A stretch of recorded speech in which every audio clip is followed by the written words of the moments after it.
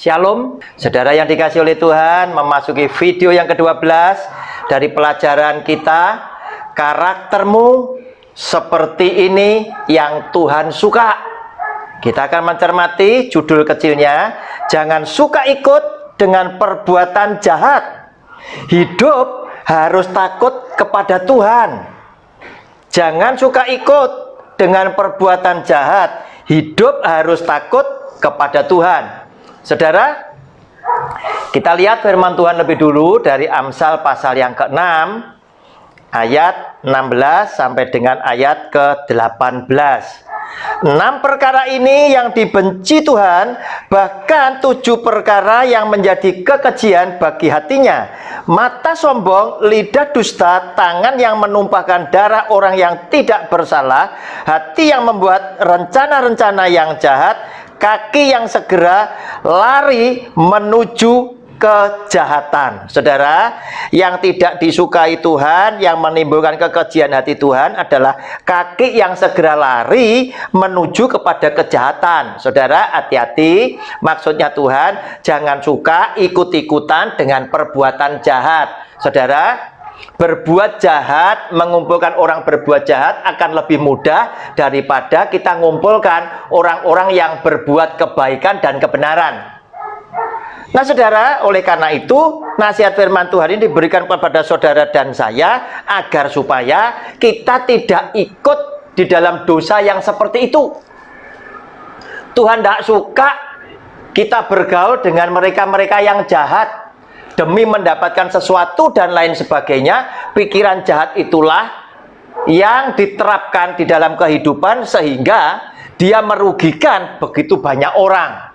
Saudara, ketika ada COVID-19 pertama kali, jujur aja semua negara, semua bangsa tidak mengira akan sedahsyat seperti hari ini. Panjangnya waktu yang kita nggak tahu selesainya kapan.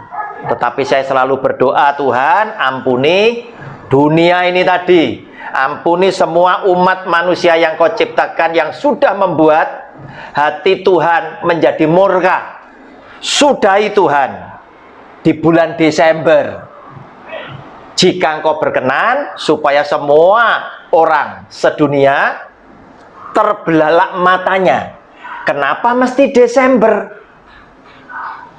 Dan hari ini Desember itu pun Tuhan angkat virus tersebut dan semua orang langsung teringat, bukankah Desember adalah Natalmu yang diperingati oleh manusia seluruh jagat raya ini tadi, dan itu menyatakan diri bahwa Desember identik dengan Yesus Kristus Tuhan, jika Tuhan berkenan. Saudara, oleh karena itu hati-hati saudara, di tengah-tengah tekanan COVID-19 yang kita tidak tahu kapan selesainya, serta semakin ada tekanan yang menakutkan, yang mengerikan, karena kita banyak menyaksikan betapa mulianya para pahlawan kita yang telah gugur, yaitu para dokter, para perawat dan lain sebagainya yang bertugas di garis depan yang paling berisiko untuk tertular COVID-19, yang obatnya masih tanda tanya walaupun ada yang sembuh, yang vaksinnya masih juga belum bisa diberikan kepada setiap kita yang menantikan. Masalahnya masih mengalami tahapan-tahapan untuk diuji dan disuntikan kepada setiap manusia. Saudara, di tengah-tengah seperti itu selalu ada orang yang terlalu optimis dengan pandangan hidupnya, khususnya mereka-mereka yang biasa terjun di bidang bisnis, justru berkata, ini bisa ancaman berubah jadi kesempatan untuk kita maju, untuk kita mendapatkan keuntungan dan lain sebagainya. Dan ternyata memang di tengah-tengah perkara yang seperti itu ada begitu banyak orang-orang yang kakinya segera lari kepada perbuatan yang jahat, yaitu mulailah yang namanya masker di pasaran kosong. Kalau toh ada, harganya itu bisa naik 3 kali lipat sampai dengan 4 kali lipat, 5 kali lipat. Hanya masker saja. Nah saudara, apa yang terjadi? Orang-orang yang berpikiran jahat mulai memanfaatkan kejahatannya, mulai memanfaatkan situasinya dengan kejahatan mereka. Maka muncullah himbauan bahwa kalau kita pakai masker itu tadi, dibuang ke tempat sampah, jangan tidak dirobek, jangan tidak diputus dan lain sebagainya. Karena apa? Ternyata ada orang-orang tertentu yang sengaja mencari masker bekas untuk dibersihkan kembali. Saudara, apakah hal yang seperti ini tidak jahat? Demikian pula ada orang-orang tertentu yang memang sengaja mereka menimbun masker yang sesungguhnya dibutuhkan oleh banyak orang, tetapi mereka mau menjual dengan catatan setelah harganya dinaikkan berlipat kali ganda. Saudara, hati-hati. Orang yang mengambil keuntungan yang seperti ini sesungguhnya adalah orang yang tidak disukai oleh Tuhan. Saudara, kita lihat ya, bacaan kita yang lainnya ada di dalam Mazmur pasal yang pertama. Saya bacakan ayat yang pertama sampai dengan ayat yang ke-6.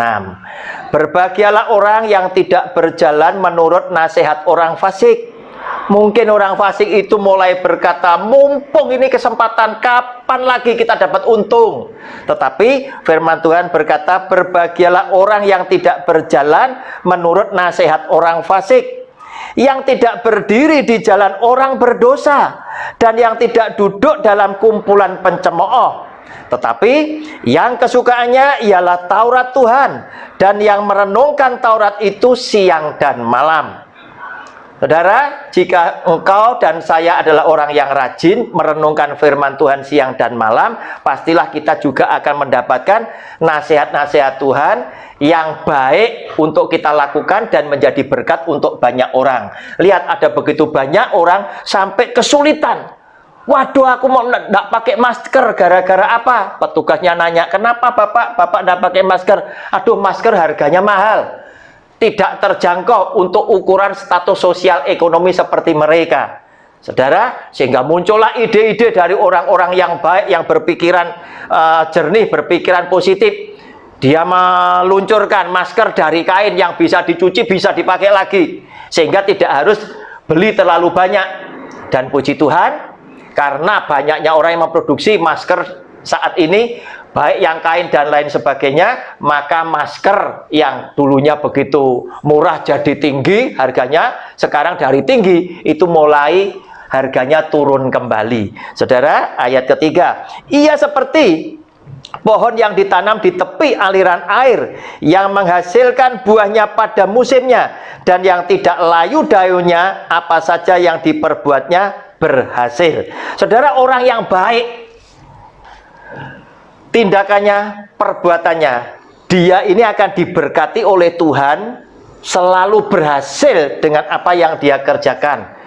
Daunnya tidak pernah layu, tetapi pada waktunya dia tetap akan berbuah. Saudara, ganjaran yang Tuhan berikan kepada orang-orang yang tidak pernah berbuat jahat adalah demikian.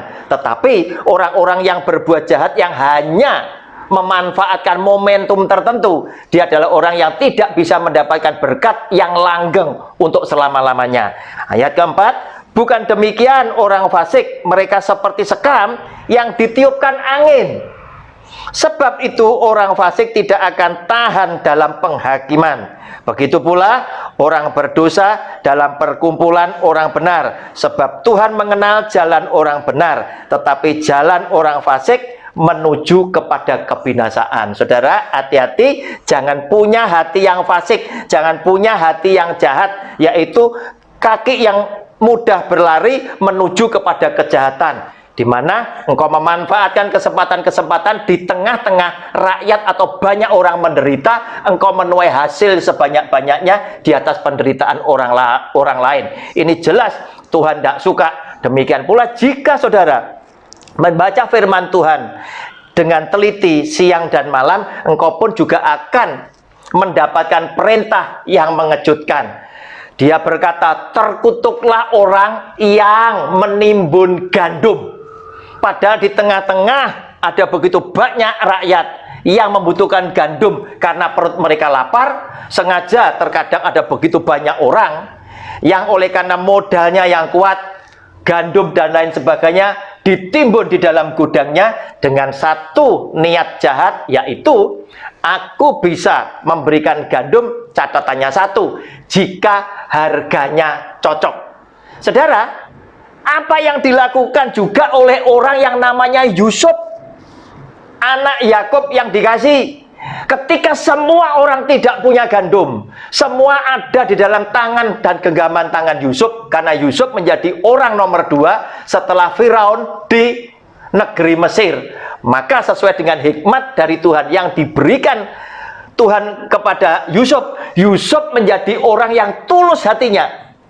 Dia adalah orang yang takut kepada Tuhan, karena ini adalah misi daripada Tuhan. Hikmat Tuhan turun atas hati Daud, hati Yusuf. Maka Yusuf ketika berhasil mengumpulkan panen raya selama 7 tahun dan kemudian memasuki masa kekeringan 7 tahun sesuai dengan hikmat Tuhan yang Yusuf terima, maka Yusuf menjadi orang yang takut kepada Tuhannya. Maka perintah Tuhan itulah yang dia jalankan. Dia menjadi tuan yang begitu luar biasa baiknya, adilnya dan lain sebagainya. Semua orang yang memerlukan gandum dibagikan dengan harga yang sama, dan dilihat oleh dia seberapa banyak anggota keluargamu. Semua pembeli tidak boleh menimbun, tetapi secukupnya untuk kebutuhan keluargamu. Kurang, silakan suatu hari engkau datang kembali dan mendapatkan uluran tangan daripada Yusuf. Sehingga dengan demikian apa yang dilakukan oleh Yusuf, Yusuf telah berhasil menjalankan tugas dari Tuhan dan memuliakan nama Allahnya. Saudara yang dikasihi oleh Tuhan, milikilah karakter yang demikian yang Tuhan suka ada di dalam hidup saudara dan saya. Nantikan video yang lain yang akan menghampiri saudara pada program yang sama. Shalom, Tuhan Yesus memberkati. Amin.